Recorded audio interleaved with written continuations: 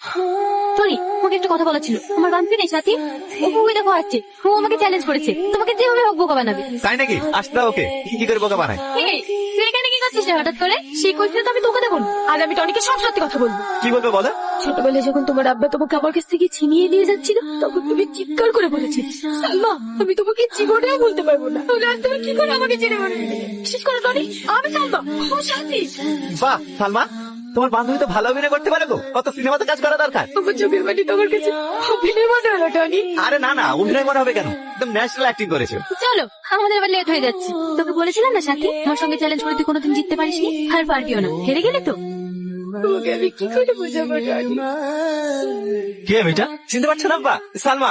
মা, তুই কাশেমের মেয়ে? হ্যাঁ আঙ্কেল। তোমার সাহস কি হয়? এবারটা পারা খারাপ, তুমি সব কি বলছো আব্বা? তুই চুপ কর। সুধীরের কারণে তোকে নিয়ে 10 বছর আমি ট্রান্সফার কলকাতায় ছিলাম, আর কদিন আসতে আসতেই তোর মাথা আবার খেয়ে ফেলেছে। তুমি একটু শান্ত হও না, ওকে একটু ঠান্ডা মাথায় বুঝাও। আর কত বছর ওকে? ওকে জানে না এই চোরের বংশকে আমি একদম সহ্য করতে পারি না। তো আব্বা যদি কোনো অন্যায় করে থাকে তাহলে এর কি তো?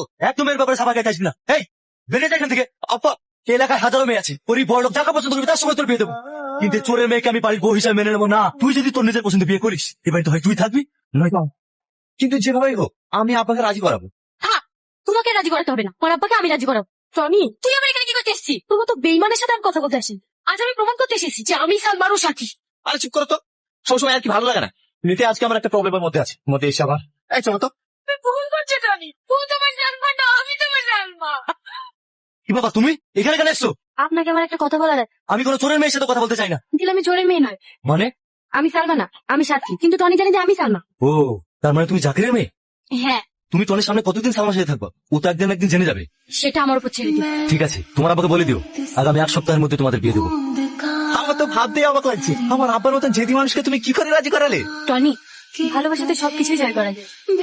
সাথী, সাথী, এই নে আমার বিয়ের কার্ড। সামনে শুক্রবারে আমাদের বিয়ে, তুমি কিন্তু অবশ্যই যাবে। কি রে, মন খারাপ হয়ে গেল মনে হচ্ছে? ওসব হওয়ারই কথা। চ্যালেঞ্জ করেছিলি আমার বয়ফ্রেন্ডকে নাকি তুই ঠকাবি, যা তো আর পারলি না। সালমা, তোর মা কোথায় গেছে রে? এই ছেলেটাকে তো চিনতে পারলাম না। আমার নাম টনি। তুমি টনি? সেই ছোটবেলায় দেখেছি। কবে বাড়ি এসছো বাপ? এই তো 1 মাস মতো হলো। যা, এবার তো সালমা টনি টনি করা বন্ধ হবে। সেই ছোটবেলা থেকে দেখে আসছি, শুধু তোমারই কথা, শুধু তোমারই কথা। এই সালমা, তোর মা আসলে পাঠিয়ে দিস, একটু দরকার আছে। তুমি তো ভীষণ জেদি, বান্ধবীর সঙ্গে চ্যালেঞ্জ জেতার জন্য পাড়ার কাকিমাকে রেডি করে রেখেছো। টনি, তুমি আমাকে এখনো ভুল বুঝছো, আমি তোমার সালমা। আচ্ছা আচ্ছা ঠিক আছে, আমি বিশ্বাস করেছি তুমি আমার সেই সালমা, আমার ছোটবেলার সাথী। I love you. এবার খুশি তো? আবার কান্না করছে কেন? আমি বললাম তো। জানো টনি, আমাদের স্কুলের মধ্যে সব থেকে ভালো কান্নার অভিনয় করতে পারে সাথী। সে তো দেখতেই পাচ্ছি। তুমি কিন্তু অবশ্যই যেও, আমাদেরকে এবার অন্য জায়গায় যেতে হবে।